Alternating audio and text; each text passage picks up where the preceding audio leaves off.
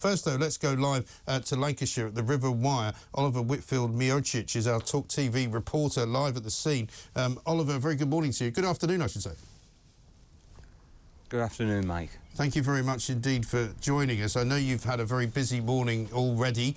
Nicola Bulley still missing, technically speaking. Lancashire Police, of course, found a body in the river yesterday.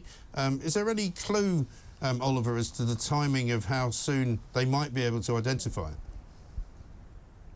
Well, that identification process is ongoing at the moment. We haven't been given any sort of timeline from Lancashire Police, but we have heard from Nicola Bulley's partner, Paul Ansell, who says that they are currently in a state of agony. It must be absolutely heartbreaking for the family after 23 days of searching to then have this news arrive. We haven't had that formal identification yet, Mike, but every indication is that the family is bracing for the worst possible news. There was no other woman who was missing at the same time. The fact that the family were informed seems to suggest that the police have got a certain degree of confidence that that is the thing that they have to be telling the police. And all the while, this community of St Michael's-on-Wyre is in a state of shock. They're anxious for the news because they've played a key role in the search for Nicola Bulley. When she first went missing, people were going in groups of 2 and 3, taking a map. They were going down the river paths, over the fields, all in a bid to try to find her. Yes, and I mean, it's been such a terribly traumatic sort of 3 weeks, really, for the whole town and the whole area, hasn't it? What's the atmosphere like today, Oliver?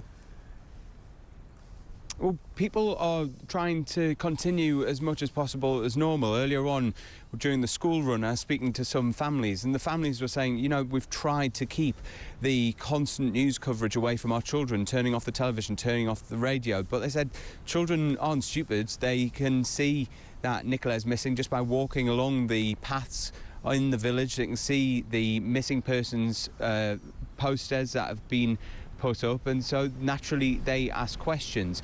Speaking to one other local, she is absolutely furious with the TikTokers, the social media sleuths that have descended on St Michael's-on-Wyre over the past 3 weeks. They've been running around abandoned buildings, through people's gardens and outbuildings, all in a bid to get more followers and likes on TikTok. She told me that somebody had uploaded a video yesterday as that body was retrieved from the water, and she was absolutely apoplectic about this, saying she's trying to get in touch with the police because she wants it taken down. This is a village that is usually quiet.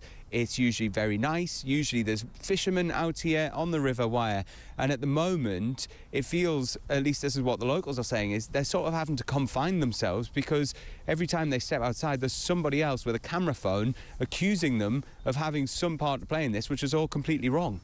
It's extraordinary, isn't it? I mean, you've been in this business a long time, Oliver, as I have. I don't think I've ever seen anything like it. I mean, I understand that, you know, TikTok is a relatively new thing, but I've never in my life seen this amount of kind of really, you know, unpalatable and inappropriate intervention in a crime case.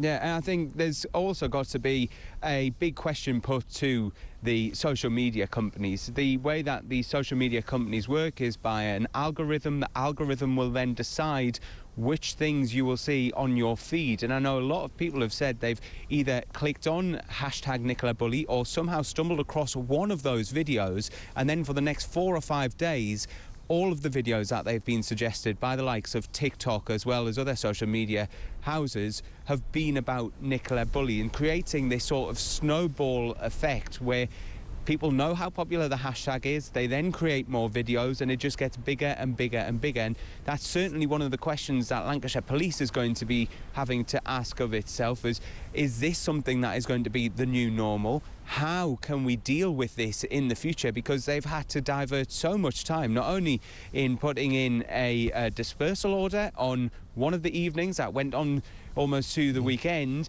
They've had to have officers here to move people on. They've had to have officers here to reassure the local community and make sure that the residents feel like they're feeling safe. So it's a big part of this story, and really it shouldn't have been part of the story. The main part of the story should have been Nicola Bulley being missing and the family's anguish and all of their efforts to try and keep her in the media so that everybody was aware of what was happening. Absolutely right. Well, we'll be checking backwards and forwards all day, I'm sure. Oliver, thank you very much indeed. Oliver Whitfield-Miočić, there, TalkTV's reporter, live on the River Wyre.